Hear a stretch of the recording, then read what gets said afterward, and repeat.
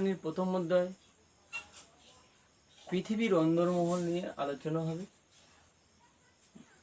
পৃথিবী পৃষ্ঠের বিভিন্ন কার্যক্রম আমরা দেখতে পাই, বায়ু, হিমবাহ, নদী, ভূ অভ্যন্তরে বিভিন্ন স্তর দেখা যায়। সেই স্তরের কোন বৈশিষ্ট্য, সেই বৈশিষ্ট্য নিয়ে আমরা আলোচনা করব। তো আজ পৃথিবীর অন্দরমহল, এই পৃথিবীর অন্দরমহল ধরে নিলাম এই পৃথিবী, এটা পৃথিবী।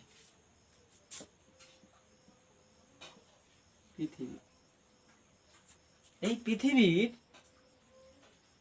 ভূবিজ্ঞানীরা তরঙ্গের ভিত্তিতে বা তরঙ্গের অবস্থানের ভিত্তিতে তিনটি ভাগে ভাগ করেছেন। কি কি? এক, ভূপৃষ্ঠ, দুই, গুরুমণ্ডল, তিন, কেন্দ্রমণ্ডল। তিনটি স্তর ভাগ করা হয়েছে: ভূপৃষ্ঠ, গুরুমণ্ডল আর কেন্দ্রমণ্ডল। এই যে ভূপৃষ্ঠ, এই ভূপৃষ্ঠটা কোনটা? এই বাইরের স্তরটিকে আমরা ভূপৃষ্ঠ বলা হয়, বা এই স্তরেই আমরা বসবাস করি। এই ভূপৃষ্ঠ কাকে বলে? যে পৃথিবীর বাইরের দিকে যে হালকা মাটির আস্তরণ আছে এবং সেই আস্তরণ খনিজ সম্পদে সমৃদ্ধ, তখন তাকে আমরা কি বলি? ভূপৃষ্ঠ বলব। এই ভূপৃষ্ঠের স্তরকে আমরা বা আমাদের বিজ্ঞানীরা দুটো ভাগে ভাগ করেছে। এক, শিয়াল সীমা। তাহলে আমাদের এই ভূপৃষ্ঠের উপরে পাহাড়, পর্বত, নদী, নালা, সমুদ্র ইত্যাদি অবস্থান করছে। ধরে নিলাম এটা হচ্ছে পৃথিবীর কেন্দ্র।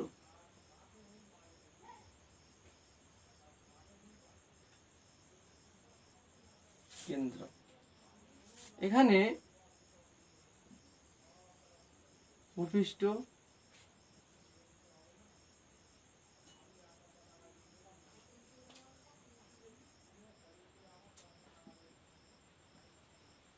মহাসাগর, আর এটা ভূপৃষ্ঠ।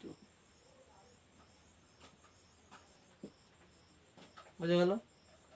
তাহলে আমরা এই দুটো স্তরকে, এই যেটা পৃথিবী পৃষ্ঠ সেটাকে আমরা শিয়াল বলবো, আর যেটা সামুদ্রিক পৃষ্ঠ সেটাকে আমরা কি বলবো?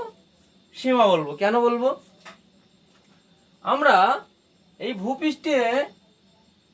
ভূপৃষ্ঠ থেকে 60 কিলোমিটার পর্যন্ত পৃথিবীর স্তর বা ভূপৃষ্ঠের স্তর অবস্থান করছে। এই স্তরটা সিলিকন, এই শিয়াল বলবো। কেন বলবো? সিলিকন আর অ্যালুমিনিয়াম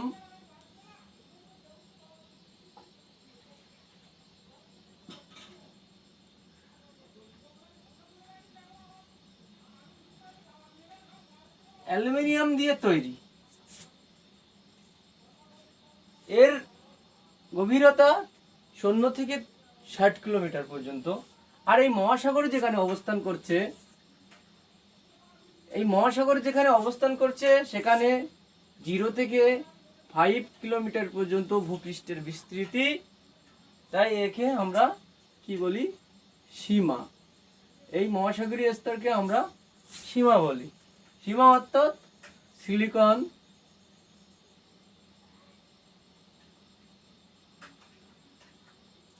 ম্যাগনেসিয়াম,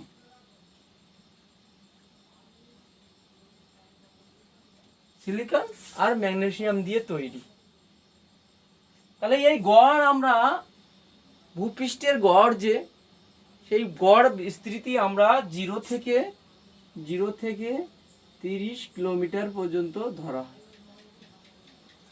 কিলোমিটার পর্যন্ত ধরা হয়। আমরা তরঙ্গে যখন ভূকম্পন এখান থেকে উৎপত্তি হয়, এই উৎপত্তির বিভিন্ন স্তরের মধ্যে দিয়ে বিভিন্নভাবে অবস্থান করে। তাই ভূবিদরা একে বিযুক্তি রেখা বলা হয়।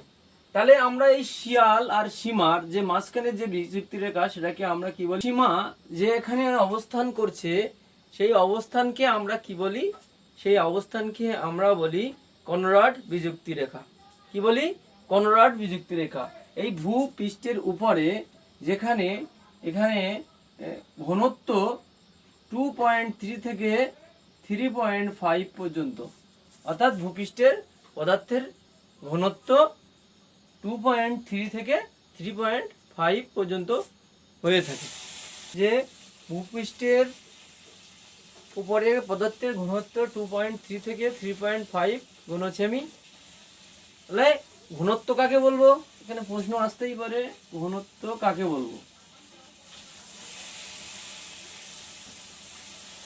ঘনত্ব কাকে বলবো? একক আয়তনের পদার্থের ভিতরে যতটুকু ভর আছে, সেই ভরকে ওই পদার্থের ঘনত্ব বলা হয়। একক আয়তনের পদার্থের যতটুকু ভর আছে, ওই পদার্থের ভরকে ঘনত্ব বলা হয়। তাহলে আমরা দেখতে পাচ্ছি শিয়াল আর সীমা। মহাসাগরের যে ভূপৃষ্ঠ আছে, মহাসাগরের তলদেশে সেটা সিলিকন আর ম্যাগনেসিয়াম দিয়ে তৈরি। আর মহাদেশে যেখানে ভূপৃষ্ঠ আছে, যার বিস্তার 0 থেকে 60 কিলোমিটার পর্যন্ত, সেখানে সিলিকন আর অ্যালুমিনিয়াম দিয়ে তৈরি। তাহলে এখানে বোঝাই যাচ্ছে যে পদার্থনের আয়তনের উপরে কোন পাতটি ভারী হতে পারে। সুতরাং আমরা এই যে মহাসাগরের তলদেশে ম্যাগনেসিয়াম অর্থাৎ লোহা আর সিলিকন আছে, মহাদেশ অপেক্ষা মহাসাগরীয় তলদেশে যে স্তরটি থাকে, সেটাই হচ্ছে ভারী স্তর, এখান থেকেই প্রমাণিত। তাহলে আমরা পৃথিবী নির্দিষ্ট একটা ব্যাস আছে, সেই ব্যাসটা কত? 6,370 কিমি। তাহলে আমরা পৃথিবীর এই স্তরটিকে কয় ভাগে ভাগ করেছিলাম? 3টি ভাগে, ভূপৃষ্ঠ, ভূমণ্ডল আর কেন্দ্রমণ্ডল। আজকে তোমাদের পড়ালাম শুধু ভূপৃষ্ঠ। ভিডিওটি ভালো লেগে থাকলে তোমরা লাইক, শেয়ার, কমেন্ট এবং আমার এই চ্যানেলটিকে সাবস্ক্রাইব করো।